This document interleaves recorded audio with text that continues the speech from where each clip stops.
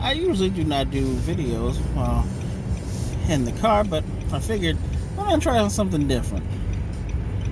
This is, I guess, my overall thoughts thinking about the whole Sony Spider-Man first thing they got going on. You know, they just debuted the Morbius trailer earlier this morning, or early mid-morning, and in it we get a very lazy picture of Spider-Man in the back that has murdered on it, which was obviously still taken out of the video game, also made by Sony, which ain't nothing wrong with that, but the Spider-Man suit doesn't even remotely look like the one that was in Far From Home. And then we get the Vulture, which some people were debating whether, you know, Michael Keaton was the Vulture in that in this trailer. I knew he was supposed to be the Vulture off the bat, because they want to somehow connect this all this stuff together. Because earlier, well, not earlier this year, actually in 2019, you know, Disney and Sony almost had a big falling out because Disney helped put the last two Spider-Man movies into $1 billion. I found one of the most distasteful things in this Morbius trailer is saying, from the people that brought you Homecoming and Far From Home, no, Sony, you made Venom, and I still haven't seen Venom. You know, it was monetarily successful. I still don't want to see Venom for reasons I'm going to say in this video. But you didn't make that movie. You didn't make that movie at $1 billion. Marvel produced that movie. That was Marvel's people that made this movie. What are you doing? It's just Anyway. I was just telling a friend this. You know, after Venom and Carnage, what are you gonna do after this, Sony? Because, not to use crude language, but you blew your load so early. Like, Venom's roots are deeply tied with Spider-Man, period. The fact that you made a Venom movie with no Spider-Man is just wow. Even in the Ultimate Spider-Man cartoon show that they made, I want to say maybe 2012, 2013, Venom, you know, symbiote suit didn't come from space, but it was from Spider-Man's blood that Otto Octavius made this thing. And then the first Venom was actually Harry Osborn, which totally different take on the whole Venom mythos. I could dig it because it was rooted in Spider-Man. And if you're a Disney hater, if you're a Marvel movie hater, either because you just don't like the movies, or just because you think they're samey, or just because you just want to because they're a popular thing right now, one thing that you cannot deny is that they have very good story structure. Even when they don't go into giving people backstories, it still makes sense. They didn't bother going through the whole Spider-Man got bit by a spider thing for Civil War, because we already know that. The thing that people don't know is Venom's origins, and you can change that as much as you want, but it should always be tied to Spider-Man. That is one of my main issues. And truthfully, if it was me, and let's say I'm working with, I don't even want to call you Papa Sony. Let's say I'm working with, you know, Mama Sony, Grandmama Sony, so stubborn. And they're like, well, we really want to do this movie. I'm like, look, you got a good actor in Tom Hardy, even though his voices are weird whenever he chooses to do voices, whatever. You need to have that tie to Spider-Man, and not just loosely going, oh, there's a guy that's swinging a web. No, like, a Venom will show up in like a Spider-Man 3, or at the end of a Spider-Man 3, introing it to a Spider-Man 4. If it was me, he had already been to space, right? You could have been like space, something in that, and the Black Order ship, you know, Thanos' cruise ship, something got on him, something on Titan got on him when he was brought back at the end of Endgame, and you could have took it from there. You could have completely just went, yo, we're going to experiment with Spider-Man's blood. You could have did it like the Ultimate cartoon show, but you didn't do it that way. You did do the space thing, yes, but it has nothing to do with Spider-Man, because now when Venom meets Spider-Man, he's going to be like, oh man, well, now why do you have the little spider on your chest now? Oh, just so emulate my buddy Spider-Man. That makes no sense. The reason why he has the spider, Venom has the big white spider on his chest, is because the symbiote loves Peter Parker that much and was so heartbroken when Peter decided that he did not need it anymore, that it wanted to emulate him. And the same thing with Eddie Brock. It also was part of Eddie Brock's will to be like, I want to be better than Spider-Man. I want to be better than Peter Parker. Oh, somebody told me that you guys are the same guy. Cool. I'm going to be better than you. And I can't say that the Venom movie doesn't, like, the visuals, amazing. Sam Raimi Spider-Man 3, Venom look meh at best. Pardon me? He looks meh at best. But yo, Venom looks great. Even Tom Hardy doing the voice of Venom sounds amazing. Excuse me, yo. I'm just not feeling I'm just not feeling the whole origin thing. And it's nice for everybody to have their own stuff, but Spider-Man has always been a cornerstone in the Marvel Universe. So pulling him out from it and pulling stuff that revolves around him and pulling him out, like, all right, the Morbius thing is basically how Morbius becomes Morbius, right? Which I never really gave two damns about Morbius, but Peter Parker needs to be there in some kind of capacity, because because Peter would figure out, oh man, this is what he did, this is how it goes. Morbius has a deep obsession with Felicia Hardy. Are you gonna tell me that his lab assistant, that's Felicia Hardy? Are you gonna tell me that's Black Cat? Because then, if they're older than Peter Parker, it's gonna be mad weird when Black Cat is flirting with Spider-Man and Spider-Man is barely 18.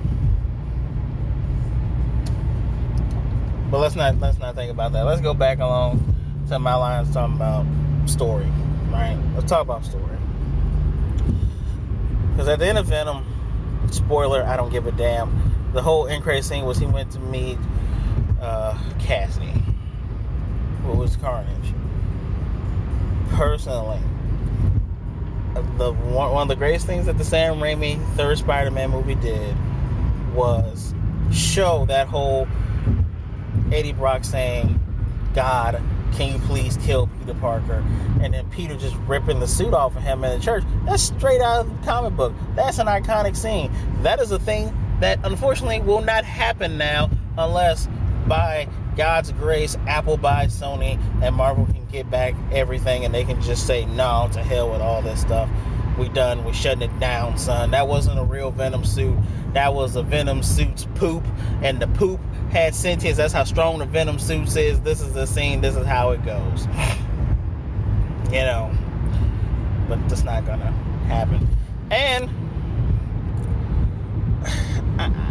with the whole church scene, that could have been the middle of a movie or the end of a movie. They could have literally Infinity War / Endgame Spider-Man by having the suit drip off of him on the Eddie Brock, and then it's like end of movie. Yeah, people in the theaters would have been pissed off, but guess what?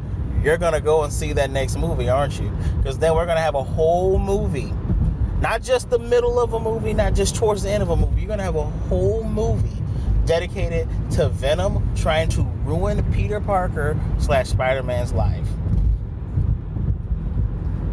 Then you can get him beating him, and then somewhere down the line, maybe the next movie, when you do Sinister Six, because I'm gonna get into that later, but when you get into Sinister Six, it can be like, man, I really need some help. The Avengers aren't around, Doc Strange ain't around, ain't nobody around to help me. Eddie Brock shows up and is like, hey, I got this suit. How'd you get the suit? Oh, they wanted me to join them and beat you, but I'm not actually evil. They fight the Sinister Six.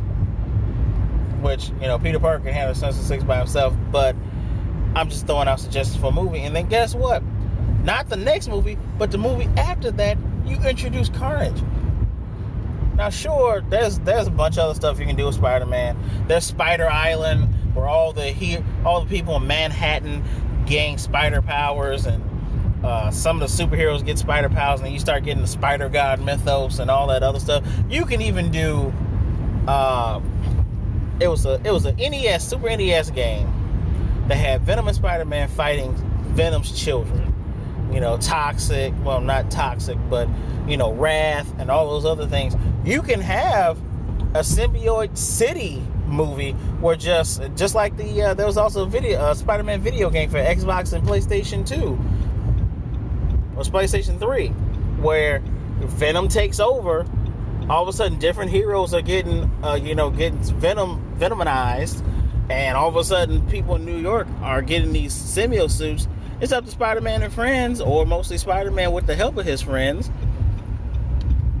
to just clean up this whole thing. That could be a whole movie. That could be a whole 2-part movie, because Marvel has pretty much shown us you can do 2-part movies now. Especially something like Venom taking over the city, or something like Venom and then the Sinister Six taking over the city. You don't want to wrap that up in a single movie. You don't want that to just be, you don't want to speed up any parts of that movie. You want that movie to be what it is. Now, I said something about Morbius and Sinister Six, and I saw a couple comments, people saying, oh man, Michael Keaton, Vulture is going to recruit Morbius and Sinister Six, and someone said, well, he's not part of Sinister Six. Yeah, Sinister Six has had many incarnations. There's also been, I think they call it Sinister 12. There's been so many incarnations of the Sinister Six. There's been a whole group of 12 villains that fought Spider-Man, and that's cool too. But, and here's the but. If this was Marvel doing this, and they were like, oh, we're gonna make some changes to Sinister Six because the OG Sinister Six, Doc Ock was in charge of that. And then somewhere down the line, Norman Osborn became in charge of it, and I think one other person was never Venom. Venom was never in charge of the Sinister Six, but he's been in the Sinister Six.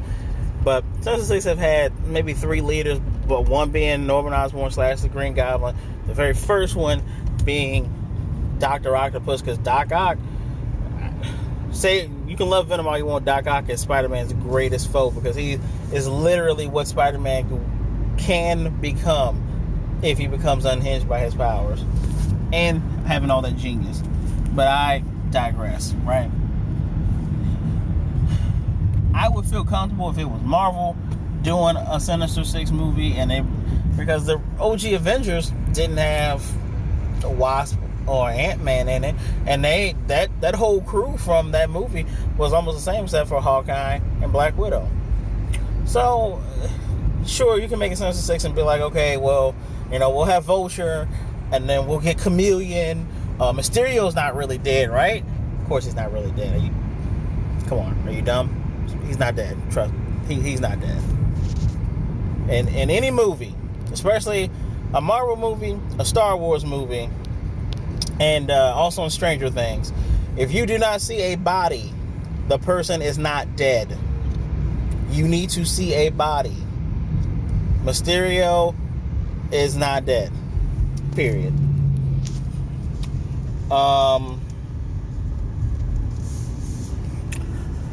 They can change up the group. You can have Mysterio. You can have Doc Ock. Maybe. You're definitely going to have Vulture. Remember, Scorpion and Shocker were both in Homecoming. They're both in Homecoming.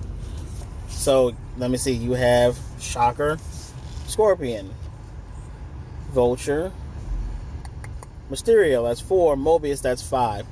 5th person... Fuck. No one's Sony? 5th person might be Carnage. Or 5th person could be Venom.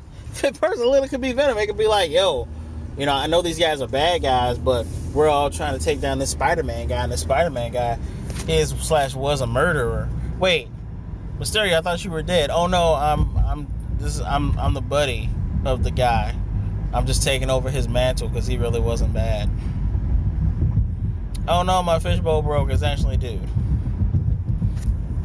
You know, I'm making predictions now because this is the state that we're in right now.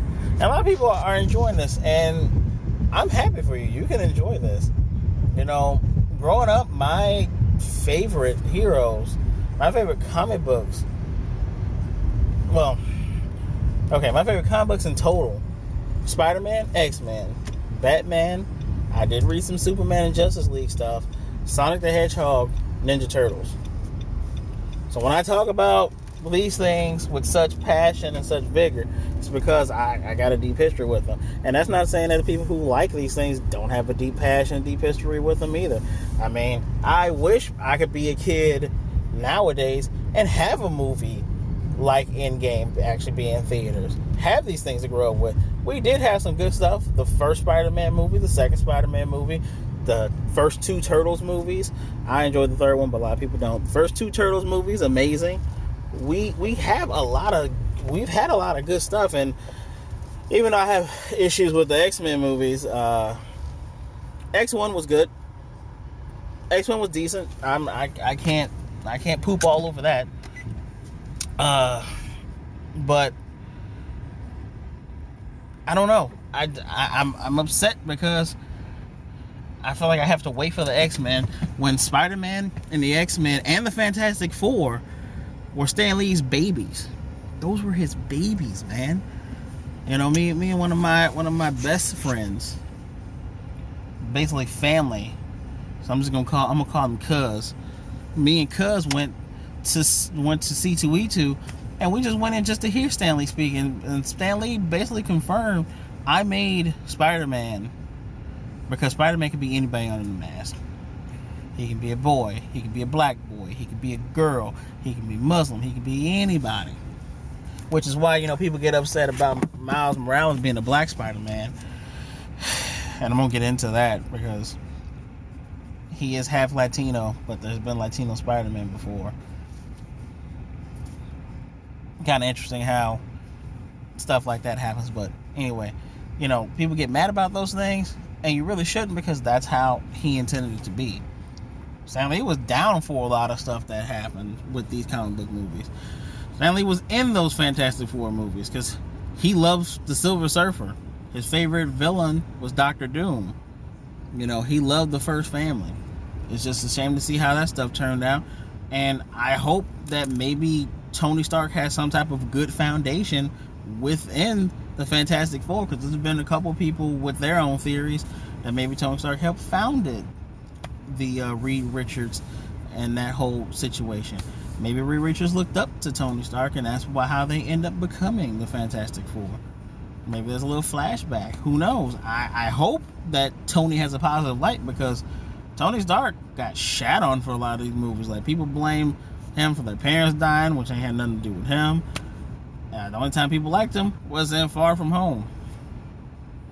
Go figure. People like you when you're dead. I hope the X-Men are good. The New Mutants movie has nothing to do with the MCU, and the trailer they showed actually looks really good. So, yeah, there's that. I don't know, man. I'm down for seeing a lot of my favorites on the screen. I know they're not going to be how I want them to be, which is why I should probably just sooner or later just write my own type of comic book thing, which I've been planning on doing. But, you know, things have to make sense. You know, we have such good outside media. The X-Men anime that was made by Madhouse, that was amazing. You know, most of the Spider-Man things are pretty good. Spectacular Spider-Man is the best Spider-Man cartoon. You should definitely look it up. I hope it's on Disney Plus. Earth's Mightiest Heroes, best Avengers cartoon. Look it up. Fantastic Four had a cartoon on Nickelodeon, really good. Had cameos from Hulk in it. Had cameos from Iron Man in it. Not sure about Spider-Man, but season 2 of that went far and beyond. I'm worried about Spider-Man because that is my heart. That is my baby. And I don't want it to just be another cash grab. We've already seen cash grabs with Star Wars. We've already seen cash grabs with a lot of these earlier X-Men things. Like, you need people behind the scenes writing and working on these things that legitimately care about these projects. And as annoyed I am about the whole Venom and the Morbius thing and Venom 2 thing, I go forward with hope. I don't go forward hoping these things bomb, because if they bomb, we won't see these characters again for a long time. That's not what we want. We don't want that. I don't want the DC movies to bomb. Yeah, I'm more of a Marvel guy, but like I said, I grew up with the Batman, with the Superman, with the Green Lantern, Kyle Rayner, mostly, because that was the 90s. DC is always, cartoons have always been on my TV. Justice League. I don't like Superman, but I watched that Superman cartoon because it was good, and plus that's all we had as a kid. I watched all the Batman animated series stuff. I watched Justice League Unlimited. I don't want these DC movies to suck. The Harley Quinn movie don't look that good, y'all. Until I watched Grace Randolph, I didn't even know who was supposed to be the Birds of Prey. Didn't even know Ewan McGregor was Black Mask unless you told me. Excuse me. You gotta have these characters be recognizable. At least give Morbius credit that we know that he's Morbius. I at least give Venom credit that we know he's Venom. I want these comic book movies to do better. I want them to be better. Everybody doesn't have to like the same things. Everybody doesn't have to be fans of the same things. I just want a good product out there, and I want people behind this product that at least care about it. Yeah, your take on the X-Men might not be my take on it. A lot of people like Cyclops with Jean Grey. I like Cyclops with Emma Frost. But at the end of the day, if we got an X-Men movie that was half as good as the X-Men anime, that would be a win for both of us because of the product. And a lot of product is in the story. I can bitch and moan all day about how Kitty Pryde's powers worked in Days of Future Past, but I will tell you this: Days of Future Past was a decent movie. Better than X3, better than X2. Was it on the level of an Iron Man or an Avengers? No. But it was a decent movie. Just scared, y'all. But until next time, y'all be good. Y'all be blessed. Hopefully some more decent comic book news comes out. I'm worried about Doctor Strange.